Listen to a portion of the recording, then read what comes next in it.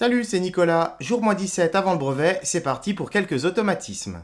Comme d'habitude, je te laisse le sujet dans la description ou alors tu mets simplement la vidéo sur pause. Moi, je vais me lancer tout de suite dans la correction. Question 1. Donc, on a un enchaînement de calculs avec des fractions dans lequel il y a une multiplication, une addition et une division. Dans l'ordre des priorités, on va devoir faire la multiplication et la division avant de s'occuper de l'addition. Donc il faut se souvenir comment on fait pour multiplier deux fractions. Donc pour multiplier deux fractions, c'est très simple. On multiplie les numérateurs ensemble et les dénominateurs ensemble. Donc là, on va faire 2 fois 5 et 3 fois 6.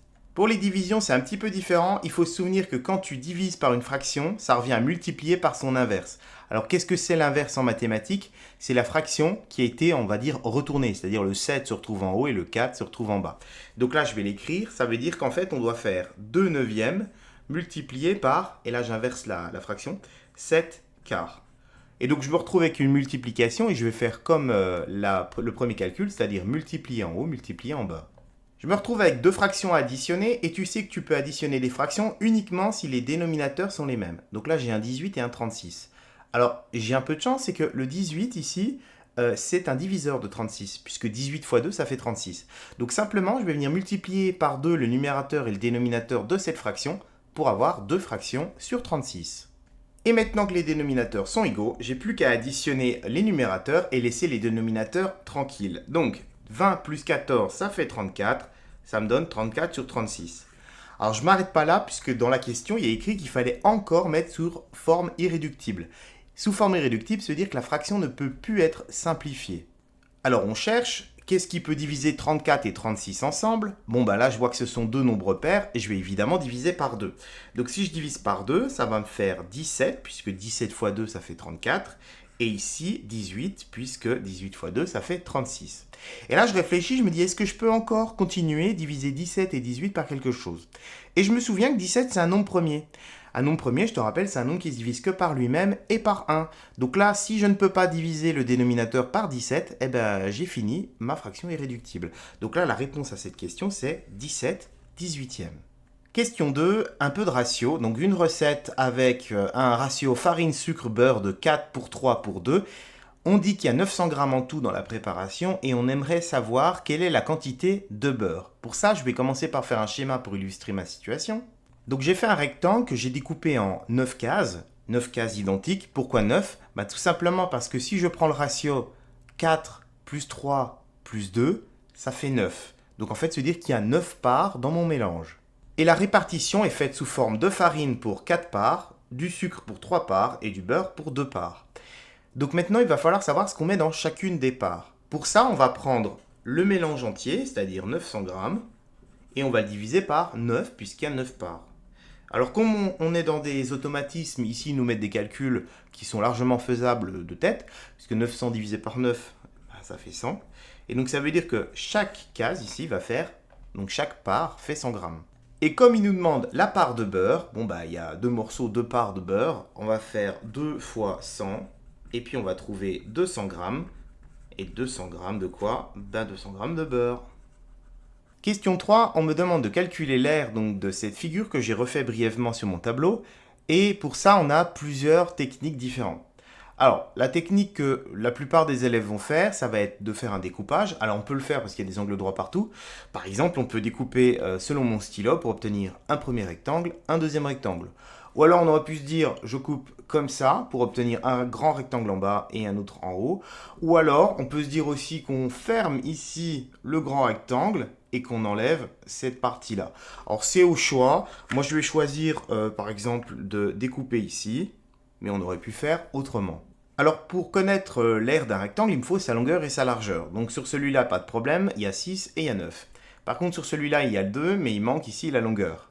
Sauf que ici, sur le grand segment qui est là, il y a 13 cm. Et comme en haut, il y a 9, ça veut dire qu'il y a 9 entre là et là. Et 9 plus 4, ça fait 13. Donc ici, il y a 4 cm. Et ici, il y a 9 cm. Et là, je vais pouvoir donc calculer l'aire de mes deux rectangles. Pour le rectangle rouge, je fais 6 x 9, 54 cm². Et pour le vert, je fais 4 x 2 égale 8 cm². Il ne me reste plus qu'à additionner les deux et ça fait 62 cm² pour l'aire de cette figure. Question 4, on me demande de calculer le volume d'un aquarium qui est rectangulaire. On aurait plutôt dû écrire pavé droit. Donc ici, pour calculer le volume d'un pavé droit, on va devoir faire longueur fois largeur fois hauteur. Ce qui nous donne 80 fois 40 fois 50. Alors, comme on n'a pas de calculatrice, on doit faire ça de tête. Donc ici, j'ai une multiplication avec des nombres qui sont des multiples de 10. Donc je ne vais pas m'occuper du 0 tout de suite. Je vais m'occuper du 8 fois 4 fois 5. Je commence par celui que je veux. Je vais faire dans l'ordre de gauche à droite. Donc 8 fois 4, ça fait 32. Donc ici, si je multiplie ces deux-là, ça va me faire 1,32. Sauf que comme il y a les dizaines, il ne faut pas oublier de mettre les deux zéros. Donc il va falloir multiplier ça encore par 50. 32 fois 5. Alors pour faire 32 fois 5, je ressors l'astuce que je sors souvent, c'est-à-dire je vais faire 32 fois 10, ça fait 320. Puis ensuite j'en prends la moitié, puisque 5 c'est la moitié de 10. Donc 32 divisé par 2, ça fait 160.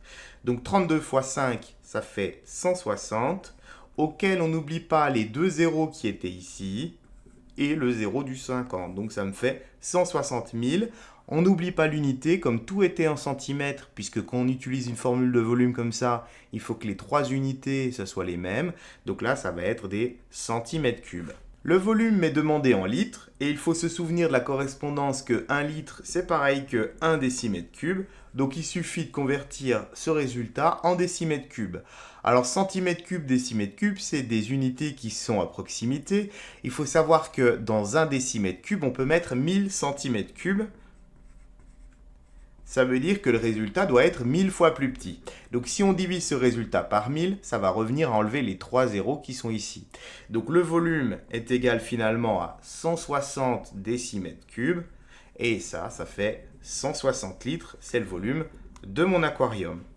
Un cycliste parcourt 45 km en 1h30. Quelle est sa vitesse moyenne en km par heure? Donc là, il faut retrouver la distance que va faire ce cycliste en 1 heure. Alors, je vais te proposer cette résolution, mais il y en a d'autres. Donc, 1h30, c'est pareil qu'une demi-heure, 3 fois, comme je l'ai représenté sur mon schéma.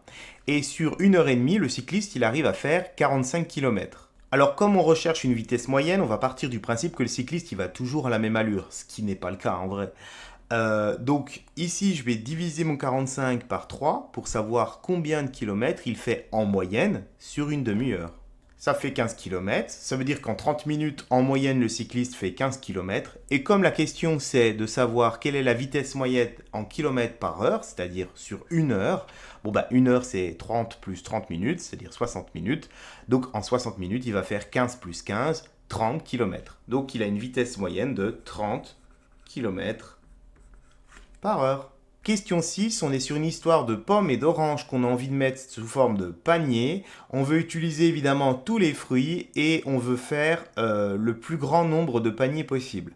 Alors là, on est typiquement sur un exercice dans lequel il faut rechercher le plus grand diviseur commun de 84 et de 126.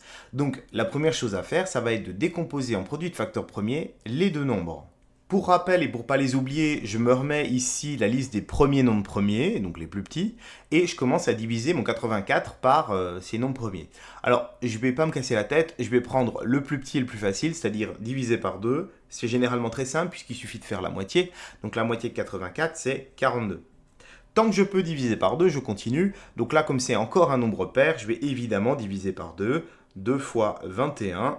On prend la moitié. Ici, je ne peux plus diviser par 2 puisque c'est un nombre impair. Par contre, je sais que 21, c'est un multiple de 3 et de 7, puisque c'est 3 fois 7. Donc, je vais diviser par 3, ça me donne 7. Puis, je divise par 7. Et là, j'ai 1.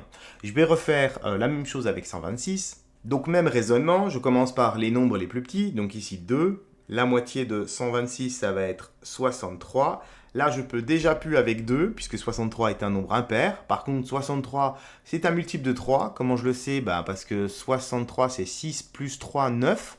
Et 9 est divisible par 3. On se souvient du critère de divisibilité par 3. Il faut additionner les chiffres.